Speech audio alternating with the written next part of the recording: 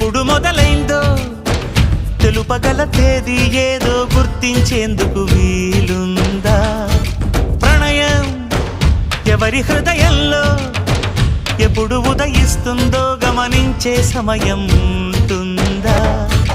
ప్రేమంటే ఏమంటే చెప్పేసి ఏ మాటుంటే ఆ మాటకి తెలిసేనా ప్రేమంటే? అది చరితలు సైతం చదవని వైనం, కవితలు సైతం పలకని భావం, సరిగమలెరుగని మధురిమ ప్రేమంటే. దరిదాటి ఉరకలు వేసే ఏ నదికైనా తెలిసిందా తనలో ఈ ఉరవడి పెంచిన తొలిచిన కేదంటే?